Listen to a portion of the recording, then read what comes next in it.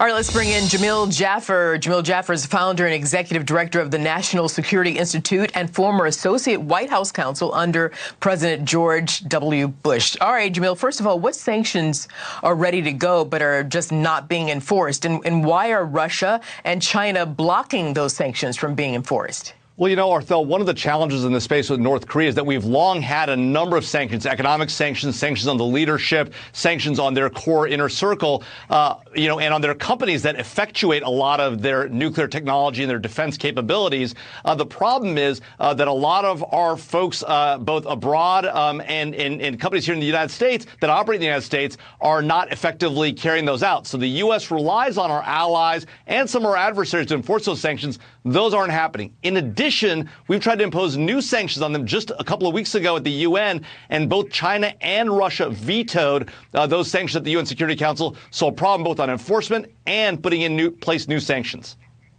Yeah, well, the China and Russia part's not surprising. Let me move to Japan now, because Japan is calling these latest missile launches unprecedented. So how so are they unprecedented, and what kind of boundaries is Kim Jong-un trying to test here?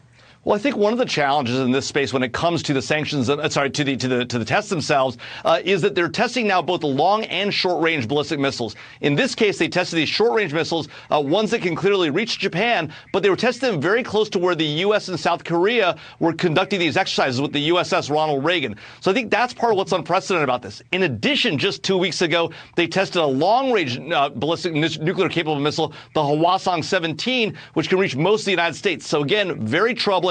Short range in the region, South Korea, Japan being threatened, and the long range just a couple of weeks ago, the U.S. mainland itself potentially under threat from nuclear-tipped ballistic missiles from North Korea. But does Kim Jong-un really have enough uranium and whatever materials he needs to produce nuclear missiles to have a stockpile or enough to really create this havoc that he's threatening? Well, this is one of the intelligence gaps that we have as a U.S. intelligence community. We don't know exactly how many nuclear weapons North Korea actually has. We have a sense that they're not in the hundreds, right? Probably in the dozens, right? Maybe less than a dozen, but enough that he can threaten his neighbors and potentially threaten the United States. And what we worry about is a seventh nuclear test, right? We haven't seen a test from the North Koreans since 2017, but we hear that they're preparing for one. And if they do conduct one, we're concerned about the size and scope of that test. Will it demonstrate that they have a capability to not just conduct a normal nuclear weapons test, but a potential hydrogen bomb, which we think they tested a few years back? Yeah. During his trip to Asia last month, President Biden was asked if he had a message for Kim Jong-un. Listen to what he said. Do you have a message for Kim Jong-un while you're here? Hello. Period. Do you have a message for Kim Jong-un while you're here? No. Period. So should the U.S., South Korea, and Japan ignore Kim Jong-un and his antics, or do they somehow confront, engage, or approach him? Well, look, I think we're at some level, the United States is doing what it's tried to do in the past, which we've imposed sanctions. We're trying to impose more. We're conducting exercises with our allies to demonstrate that we're with our allies. We stand with them. The problem is these sanctions, these exercises haven't been effective. North Koreans have continued to build and test more capable nuclear weapons and ballistic missile delivery capabilities. So the question is, how can we change that dynamic? And at the end of the day, Arthel, it really comes down to us putting pressure on China to really force China to force North Korea to the table and get a deal done. Because without China on our team on this one, which they don't tend to be on our team on anything, right, we're not going to get the North Koreans to give in because they see nuclear weapons as critical to the survival of the regime. And then, you're right, we can't get China to do anything. So then, God forbid, Kim Jong-un, I don't even want to say it, hits a country nearby.